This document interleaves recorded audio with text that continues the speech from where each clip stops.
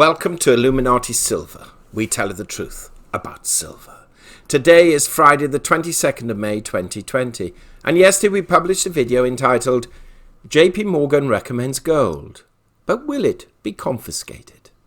Where we highlighted that due to the high levels of government borrowing, banking stimulus, and more to come, JP Morgan is of the opinion that currency values will be undermined, resulting in gold becoming a much more attractive investment proposition. We also heard from one hedge fund manager why there is an outside chance that gold may be confiscated or declared illegal to hold if the economic position worsens. Now on Wednesday, we published a video entitled Helicopter Money Will Cause Gold and Silver Prices to Rise, and on Monday, gold and silver rose and then fell back. Why? Now, the general consensus of our recent publications have been the continued determination of central banks to do whatever is necessary. And although this may lead to zero or negative interest rates and copious amounts of QE or quantitative easing, and could enable governments to overcome the economic crisis short term, it will, or they will, eventually serve to undermine respective currencies in the longer term. And this is why gold is a sensible asset class to hold. Now, in yesterday's video, we highlighted how negative interest rates in the United Kingdom could not be totally discounted. And an article published by Bloomberg today further reinforces this possibility. So let's take a look at that now. Bloomberg article dated May 22nd. Headline: Pound risks 35-year low with Bank of England fueling sub-zero rate bets.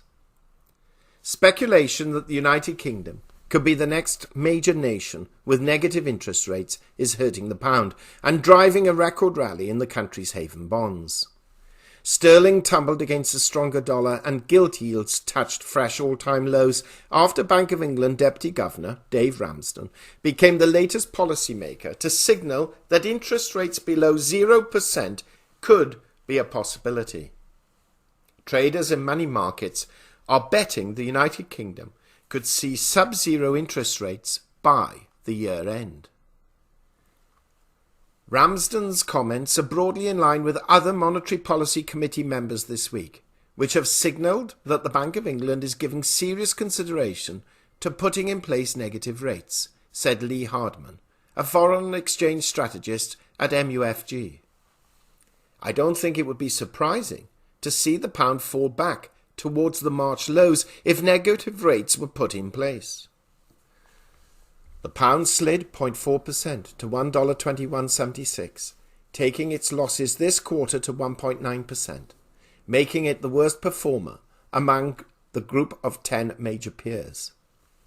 It fell to a 35-year low of $1.1412 in March as London, the world's largest foreign exchange trading hub, headed for a lockdown as the coronavirus spread.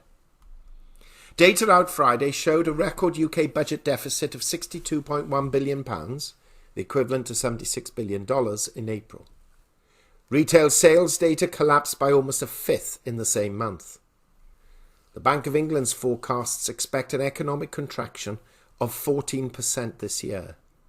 The pound is also being weighed down by lack of progress on Brexit trade talks, which could see a so-called cliff edge exit from a transitional period with the European Union at the end of the year.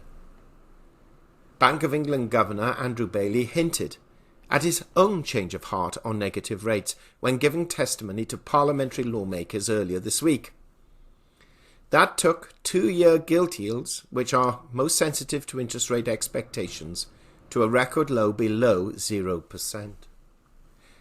The yields fell further Friday in the wake of Ramsden's comments to a new record at minus 0.07%, down by as many as 3 basis points. While the UK is boosting debt supply to fund its crisis response, the Bank of England is soaking up much of that through its asset purchase programme, leading investors to keep buying gilts. End of article. It's certainly no coincidence in our view that various members of the Bank of England and its Monetary Policy Committee are starting to move in this direction.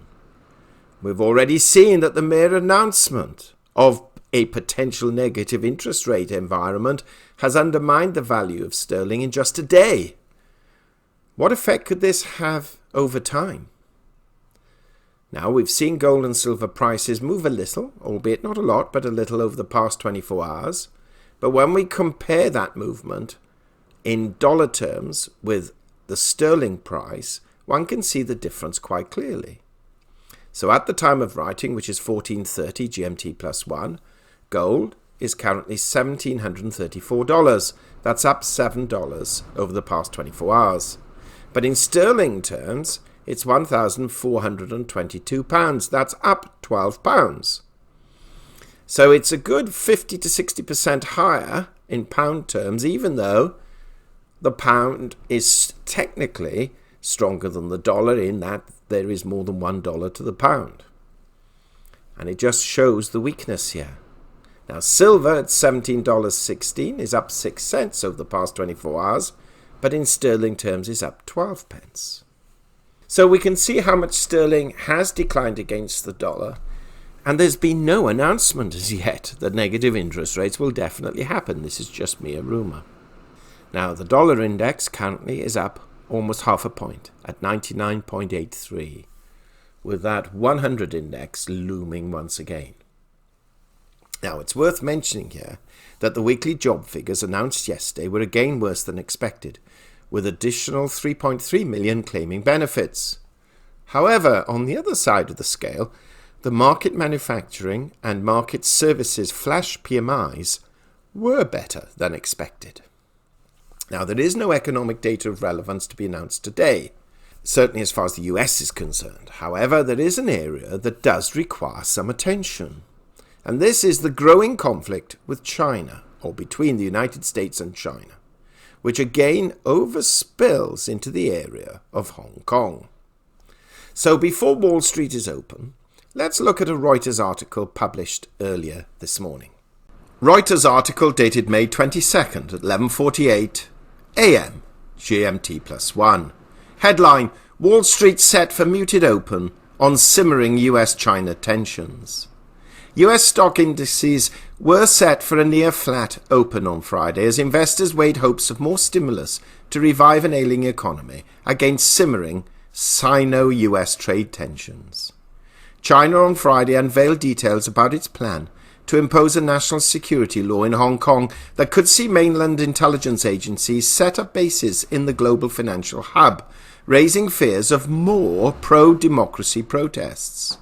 Reports of the law on Thursday had drawn fire from President Donald Trump, toppling Wall Street's main indexes from multi-month highs that were hit on optimism around a revival in business activity with the easing of coronavirus-led lockdowns. Market sentiment is really vulnerable to expensive valuation at the moment, said Andrea Ciccione, head of strategy at TS Lombard. After the shock of the COVID-19 lockdown, we have to go through a regular recession with high unemployment, low capex, low demand, and that's not what's priced in at the moment. At 8:37 a.m. ET, Dow E-minis were up 21 points, or 0.09%. S&P 500 E-minis were up 2.5 points, or 0.09%, and Nasdaq 100 E-minis were down 9 points, or 0.1%. A swathe of mixed retail earnings from Walmart, Best Buy, and Home Depot early in the week had shown online shopping gaining traction due to the stay-at-home orders. On Friday, Chinese e-commerce behemoth Alibaba Group reported a better-than-expected quarterly profit, but its shares slipped 1.6%. Smaller rival, Pinduoduo Inc., US-listed shares gained 1.2% after its own upbeat quarterly earnings report. Hewlett-Packard Enterprise fell 7.3% after missing second quarter revenue and profit estimates, hit by a global lockdown since February. Data analytics software maker Splunk Inc. rose 5.8% after saying it expects higher demand for its cloud services as people around the world take to working from home. End of article. So, it is estimated that markets may remain flat though we suspect there could be downward momentum if the China-US relations worsen. European markets are, though, currently in positive territory, albeit marginally. Now, tomorrow we shall be producing our Gold and Silver Weekly Update, where we shall have more to say about forthcoming markets and gold and silver prices.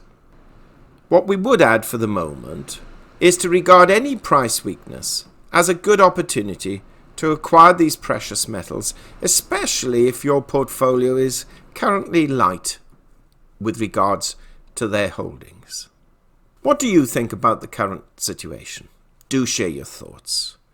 Meanwhile, thank you so much for listening, and if you haven't already done so, please subscribe to our channel and press the bell sign so that you're notified of our videos as and when they're published. Not forgetting that we update our Richard and Greg channel every few days, and if you haven't already done so, please subscribe to that one too. We are due a video on that one either tomorrow or Sunday latest. Thank you once again. We hope you have found this video interesting and informative, and if so, please give it a thumbs up and share it on social media. Please ensure that you have subscribed to our channel and press the bell sign so that you are notified of any future videos. Also, kindly visit our website at illuminatisilver.com, and if you haven't already done so, please subscribe either as a free or paying member for regular email updates and offers. Disclaimer: Illuminati Silver owners come from a background of banking, international wealth management and economics. Having now retired from these worlds, we are not qualified to give investment advice. Therefore, this and other productions must not be deemed to be giving such advice and merely represent the personal views of its owners.